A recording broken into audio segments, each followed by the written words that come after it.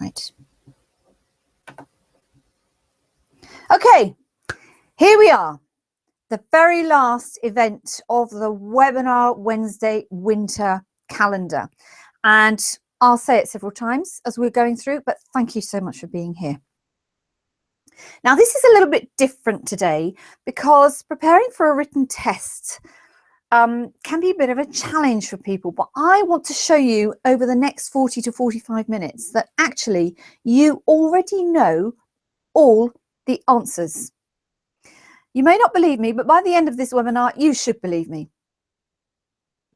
Okay, a little bit of housekeeping before we begin. As I just did, please close down anything and everything that refreshes, because your email, Skype, Facebook, all those things, in particular if you're working off a Wi-Fi connection, it all takes the juice out of your broadband. It all takes the juice out of the bandwidth. And I really, really want you to be able to see everything that's going on. You'll be able to hear me all the time, but sometimes if the bandwidth is a little bit too low, then the picture can go fuzzy. I'm plugged into the Ethernet. I'm good. I've got 2 laptops here, as usual, to ensure that nothing goes horribly, horribly wrong. So we're ready to rock and roll. If you're in an office with other people, maybe put your headphones in. If you're on a or a tablet of some description, it's not absolutely essential that you can see all the screen, but it'll probably make for a better viewing experience for you.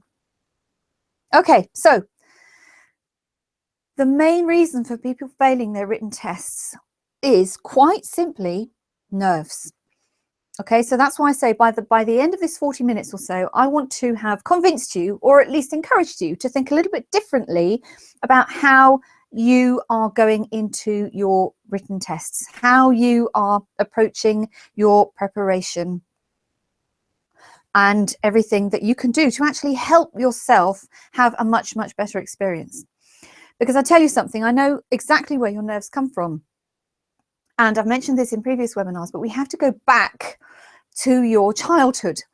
Because when you were at school, probably, when you first started, you know, it's important to your teachers and parents, hopefully, that school is a nice experience for you. And so you go in and you start playing and, you know, do a bit of painting, learn how to read, learn how to write, do a little bit of mathematics and all those things. And it's great. And you're socializing, you're meeting new friends, and you might actually really, really enjoy going to school.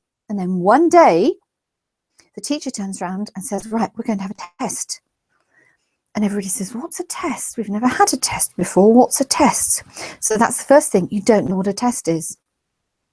The second thing is the teacher then tells you you can't speak to anybody during the test.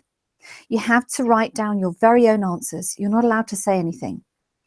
And you're like, well, but for the past year or so, I've been able to speak to my friends every time I've done some homework and classwork. I'm not allowed to speak to anybody. Crikey, what's this thing called a test? That strong emotion stays with you right through to adulthood. And so when people talk about interviews, tests, driving tests, any kind of tests, there's this immediate, oh, can't stand this. I'm no good at tests. I'm no good at exams. And I speak from personal experience. Those things for you today. We're going to look at these 3 things. What you need to learn before you sit your written tests, what the examiner or the person looking at your paper is looking for, and how specifically to reduce your nerves. I'm not going to say that I can help you to get rid of your nerves completely, because it will be up to you. But by looking at these 3 things, I can guarantee that the next time you have to go and sit for a written test, then you're going to feel a lot more calm and confident when you walk into the room. The other thing I would like to say is that, as is with interviews, it is never too early to start preparing for a test, especially even if you haven't got an interview lined up, even if you haven't got a test already coming up, it is never too early to start, because you do already know all the answers. It's a case of preparing yourself properly so that you can extract that information from your brain when you get into that test situation. Okay, for those of you that haven't been here before, although as far as I can see a lot of you have, my name is Gwyneth. I worked in international organizations for more than 20 years. And for the past 5 years, I've been working with organizations on matters of employee engagement, career development, improving communications in teams, because I thoroughly believe that we all deserve to have a job that we love. And I love what I do, and I'm transmitting my passion to be able to help you through these webinars. Okay, as ever, if you want to ask a question, if you have a comment, please put it into the comments box to the right of the screen that you can see. You will have to register with your name. Okay, I am not looking at emails. I've turned it all off. So if there's a question during the webinar that you want answered and you've written me an email, it's not going to be answered because I won't see it. Okay, so if you've got any comments, if you've got any questions, please do put them in the box to the right of the screen, register with your name. And if something comes up that is specifically relevant to what I'm saying at that moment, I will answer it. And if not, then I shall look at all the questions that I get at the end. Although last time, nobody asked any questions. So that's that. That's the end of the housekeeping. Let us get on. What do you need to learn before you sit your written test? Now, in particular, in Vienna, I go into the UN on a Friday morning, and on that Friday morning, this is all voluntary, by the way. Somebody asked me the other day, how much do you get paid for doing these things? I don't get paid anything. I'm doing this because I really, really want people in international organizations to love what they do and do a fantastic job. So on a Friday morning, I go into Vienna and I do career coaching appointments. Everybody's entitled to one complimentary appointment from me. And I've met a couple of people recently where they've said, you know, I've got to read through all these policies, all these manuals, all these instructions. I need to find out what the project is doing, what the numbers are, what the outcomes are, the indicators and all that. And they have got themselves into such a nervous disposition. It's no wonder. It's absolutely no wonder that people then do really badly in their tests. The thing is, when you are going into a written test, first of all, please remember that you have been selected to write, be part of that test. And so even in the event of all skeptical comments, whatever, if you've been selected to go into that written test, we could safely assume that something on your CV has triggered something somewhere. Somebody has said, yeah, okay, let's see what this person can do. Okay, so that's the first thing you need to remember. Please remember that you've been selected, so why would you fail? The second thing you need to do is to check the job description for the job for which you are applying and look at all the keywords. Go through everything, all the skills, all the responsibilities, everything that they're looking for, and ask yourself, what do they want to know from me? If you're applying for a new job, it might be in a completely different section, department, or building. There is no way that you can possibly learn everything about that new job in the space of a few weeks or even a couple of weeks. And no living human being is going to expect you to know every single number of projects or policies or instructions or processes. No human being is going to expect you to know everything. It's one of the reasons that we these days use computers.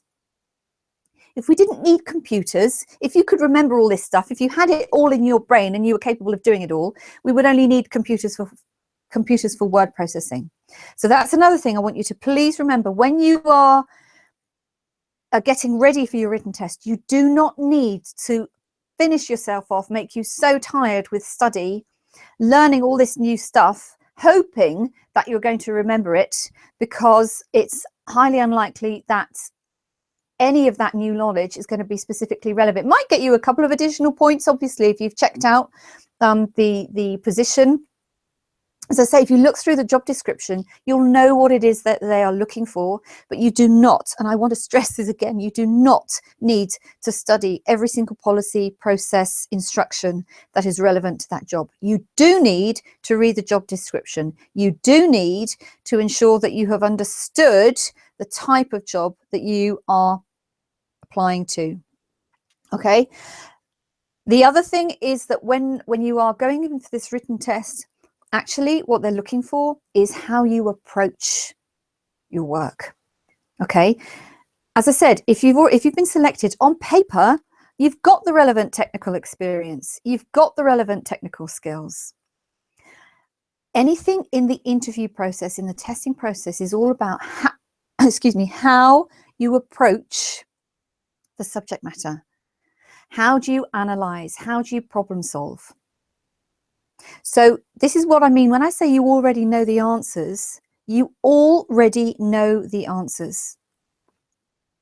I hope that is clear. I hope that I've been able to make that clear enough, because it really is so important, because, as I said, nerves is the #1 reason for people failing miserably. They get themselves into such a state, and they get to the written test and they forget it all because they spent nights and nights studying. I've had one client who had an entire lever arch folder full of paperwork that she was trying to learn, that she was trying to remember before she went into the written test.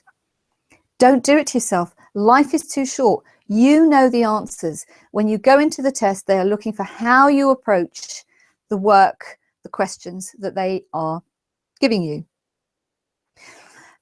So as I say, check the job description, pick out the keywords. And remember, you have already been selected to take the written test. So why would you fail? You cannot possibly read other people's minds and know exactly what it is that they, what a perfect answer looks like. You might be able to imagine, and I'm going to show you in the next step how you could do that. But you know everything you need to know. Otherwise, you would not be sitting in the written test. Okay. So #2, what is the examiner actually looking for? Well, again, as I said, you cannot read people's minds, but there are some very, very easy things that you can do. It all has to do with preparation. And you know what? It's down to you, actually. The people giving you the test papers, they're not looking to trip you up. They're not looking to make things as difficult as possible for you. They want to find somebody who's properly qualified for the position and who's going to fit in with the team. Test to trip you up. It's a test giving you the opportunity to show how brilliant you are. So these are a few things that you should be looking at, and if you've got a pen and paper, please make a note of them. Obviously you'll be able to watch the replay later, but make a note of these things because they are very, very important. Obvious, some of them, but very important. Okay, so #1 is, who are you writing for? You might have a question along the lines of, imagine you have to report to the Director General or your head of section or whoever. Because when you know who you are writing for, that will influence how you use your language. If it's if it's a head of section or if it's colleagues, you're likely to use much less formal language than if you were writing to the head of your organization or to the front office of your organization. So read carefully on the written test. Who are you writing for? Okay, what does the question say? #2, have you answered the question?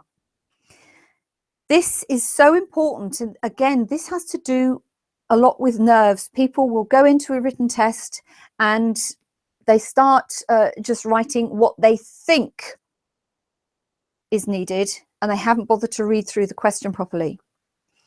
What are you being asked to do? Are you being asked to summarize? Are you being asked to analyze? Are you being asked to report? Or are you being asked to propose? because all of those things will require a slightly different structure. When you're talking about analysis, are you going to be including personal opinion? Well, I can tell you now, no. If you are writing a report, are you going to be including personal opinion? No.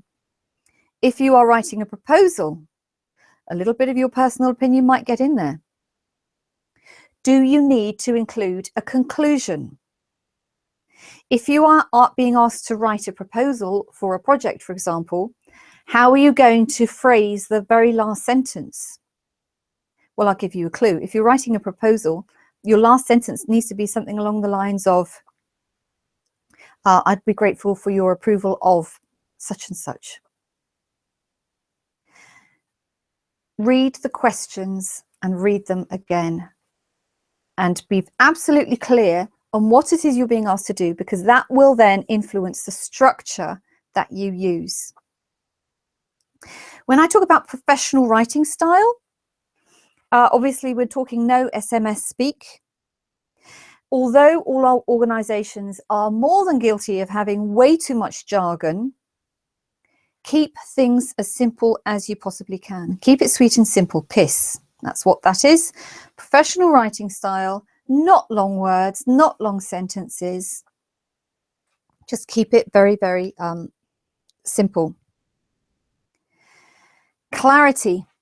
Keep it easy to read. Now, I'll give you a little tip here, something I've just learned recently, and it's starting to trickle through, but it's not too popular yet. If you are writing, if you're already getting to your fourth line, I'm not talking about sentences, I'm talking about your fourth or your fifth line, start a new paragraph. If you write paragraphs that are 6, 7, 8, 9, 10 lines long, it makes it extremely difficult for the reader to understand what it is that you're writing. And quite apart from the content, which has to be relevant, part of the reader's experience is going to be how easy it is to read your script. Now, sometimes tests are on computers, so you won't have a spell checker, and sometimes you actually have to handwrite them with a pen or a pencil or whatever. Regardless, make sure that you have plenty of what we call white space on the page.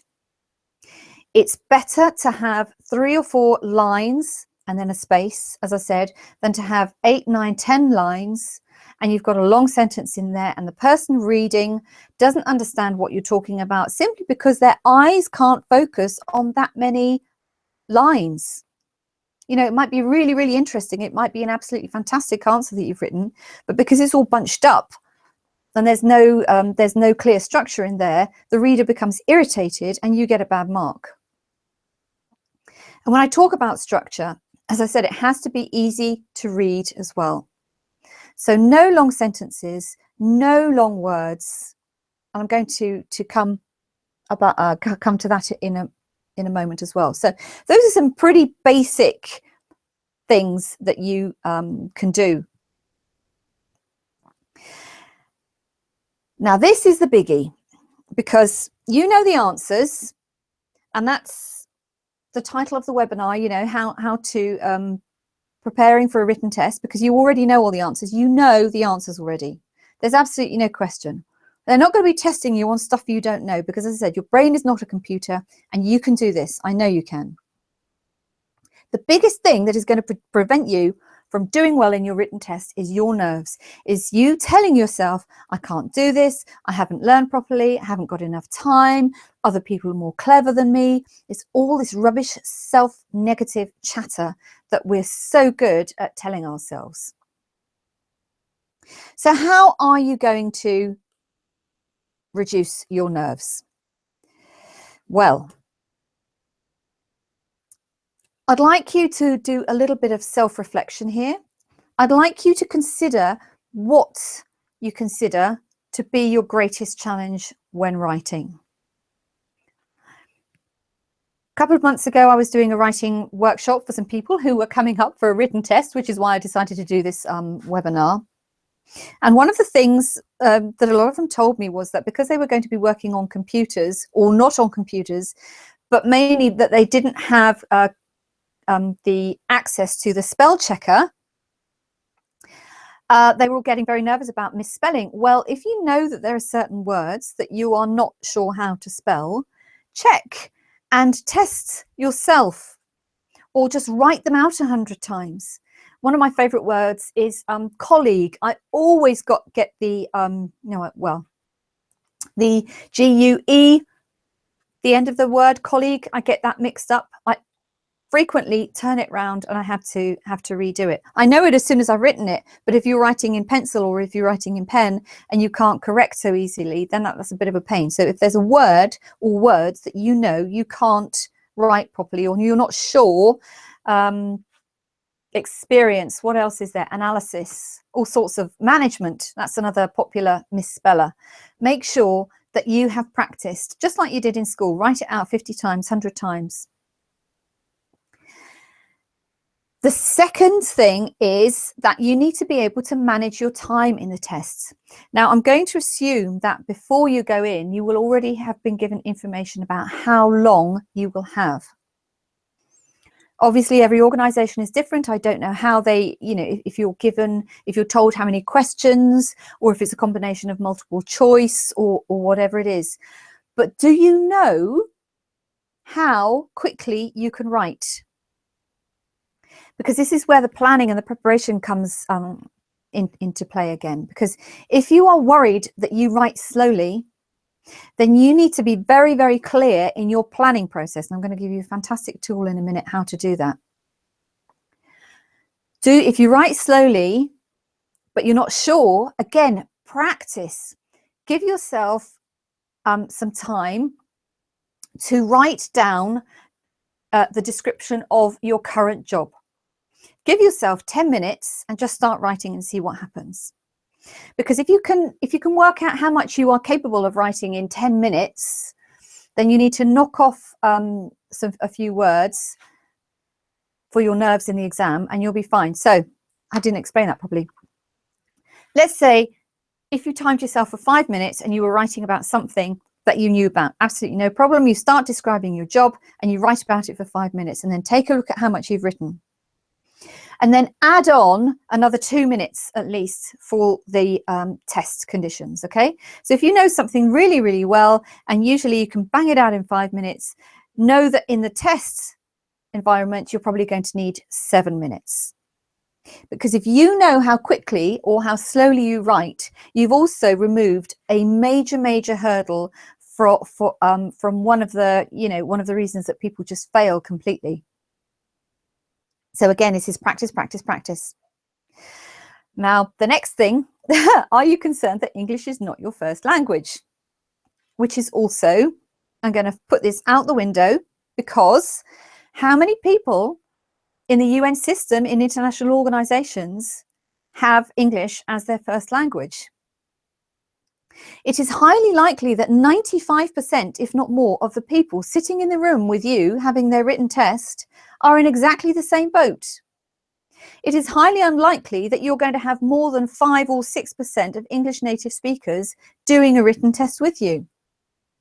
So again, English, the fact that English isn't your first language, that is not something to be worried about. Just consider.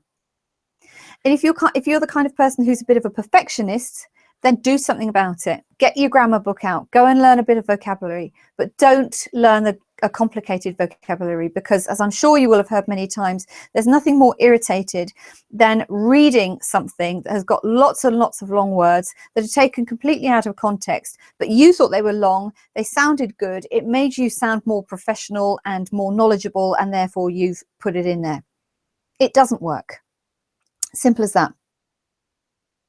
Excuse me. So this is what I want to show you. This is the writer's triangle, and this is something I recommend. Well, you can use this for absolutely anything, but particularly when you are under time pressure, you've got a tight deadline, like in a written test, and you're really not sure which information to include. Make sure that you do a little bit of planning before you start to write. Okay, and again, I'd like you to note this down. The bottom of the triangle is the most important content. So when you're reading through the question, the first question to yourself has to be, what are they asking me to do? Okay, what are they asking me to respond to? Particularly if you're a slightly slower writer, this is absolutely crucial. So the most important content, the very first question you need to answer is, what is it that I need to do here? So going back, you know, is it a summary? Is it an analysis? Is it a problem? Is it a project proposal? Whatever. Number one is what.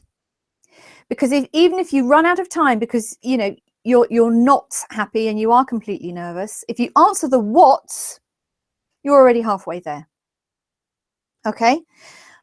When you've worked out what the what is, then you can start looking through again at the question when.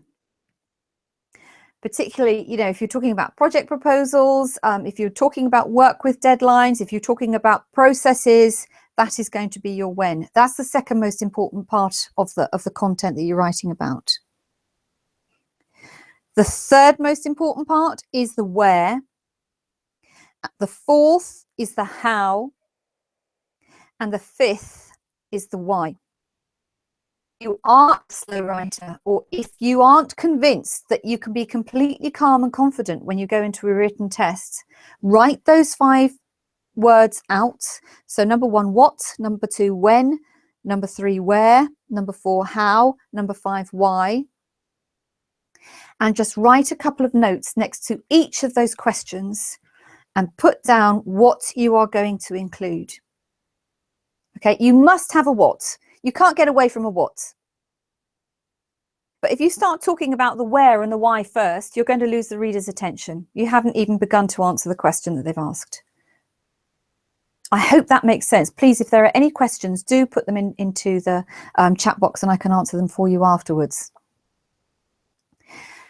That writer's triangle, spending 5 or 6 minutes before you start writing your formal answers, could make or break your written tests. Now, again, as I said, I don't know, some people have a computer to work on without a spell checker, some people have to do it with handwriting. I would encourage you, regardless of the system that you're using, to always use a pen and paper when you are planning what it is you're going to write. For the simple reason that when you get to the laptop, when you get to the computer, when you hold your hands over the keys, your mechanical intelligence is kicking in.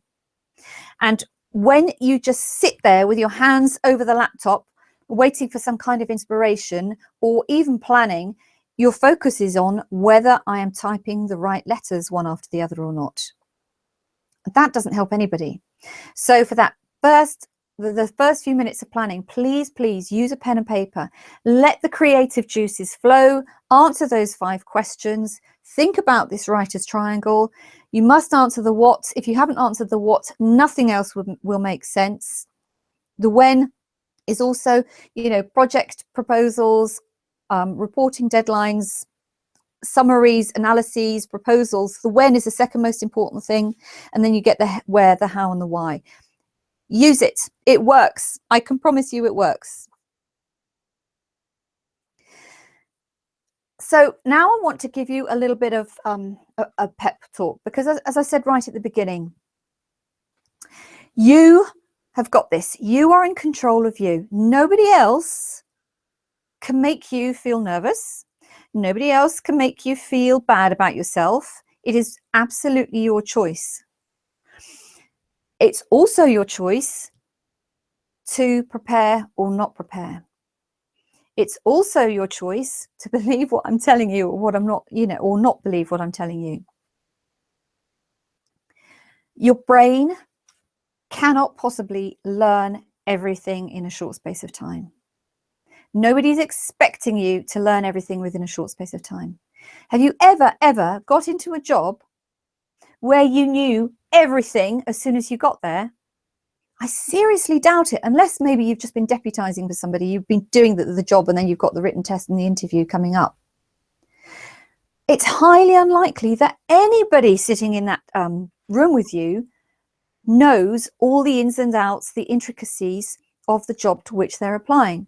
It's highly unlikely that anybody in that room knows exactly what the examiner is asking for.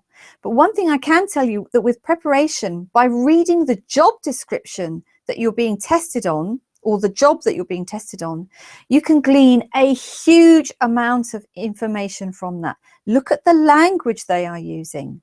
Are there words that stick out, that come out a lot? Communication, that's a big, big word. So all those things, have a look at them, because you are in control of you. Nobody else. It's simple. So this is the action plan that I've put together for you. And as I say, I've said, well, 10 times already, it's never too early to start preparation, because the more you prepare, the longer you prepare, the more confident, calm and collected you will be when you go into to do your written exam.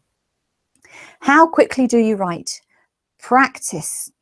Give yourself deadlines. Put the stopwatch on. Put your phone on. Time yourself for 5 minutes. How many words can you write in 5 minutes? How many words can you write without spelling mistakes in 5 minutes? How many words can you write grammatically correct in 5 minutes? When you actually get into the exam room, into the test room, read the questions twice before you begin to answer them, and read all the way through the question paper, because there may be clues in other questions. Now I'm going to give you a very, very simple example of this. A while ago, I was working with some people who were located in the Department of Security in an organization. And one of the questions was, what are the duties of a member of security on night duty? Okay, and then we went through it, but then we scrolled further down the page, and the next question was,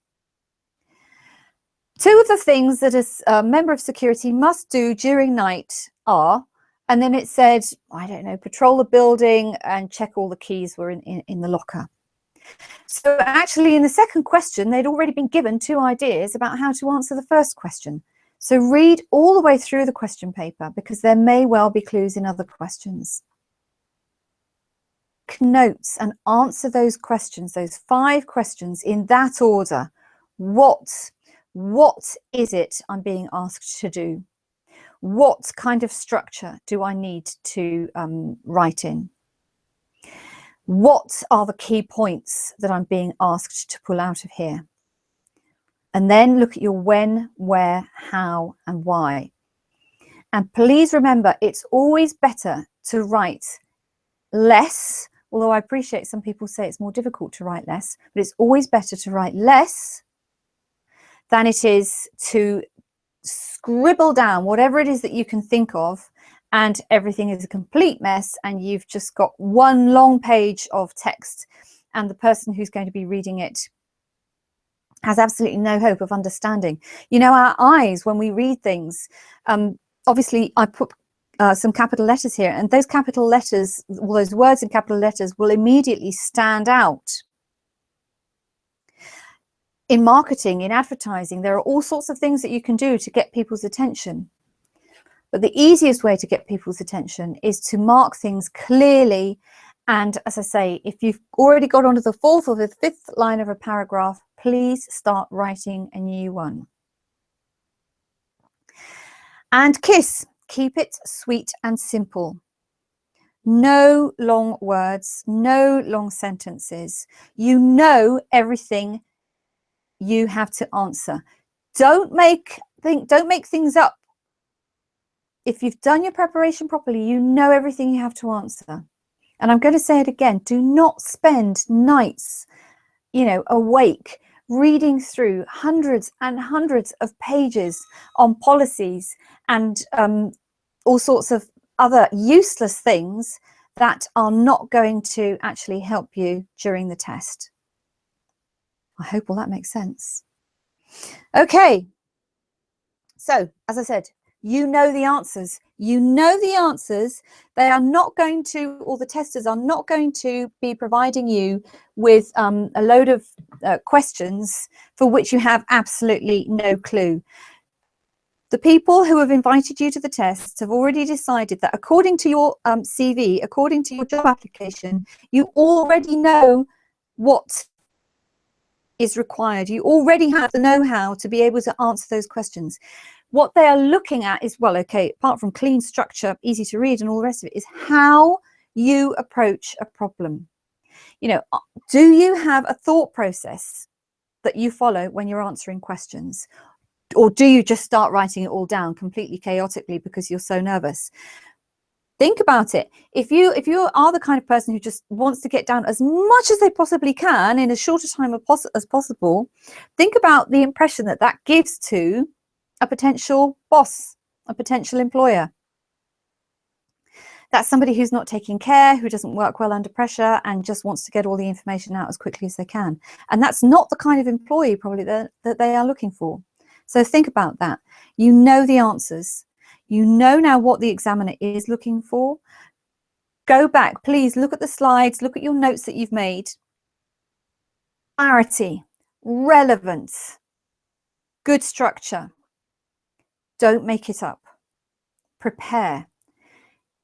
You will reduce your nerves exponentially by preparing.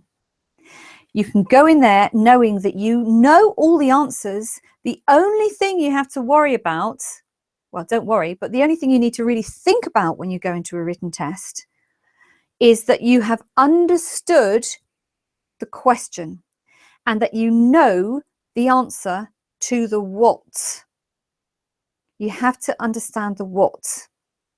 If they are asking for you to report on something, if they are asking you to summarize a text, if they have given you some statistics and they want you to analyze, look for those words that are going to give you a clue about the type of answer they want and focus on the what. If you focus on the what, you will do absolutely brilliantly. You've got the writer's triangle. So, yeah, that's that. Okay.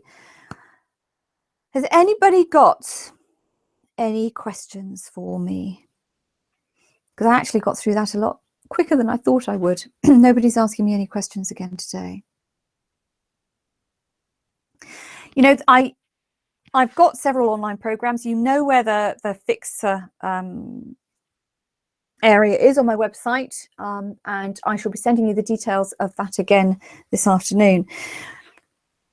I can't emphasize enough that, you know, that the preparation, hoping that you're going to do well because you're a nice person and you work really hard, it doesn't work. It just doesn't work.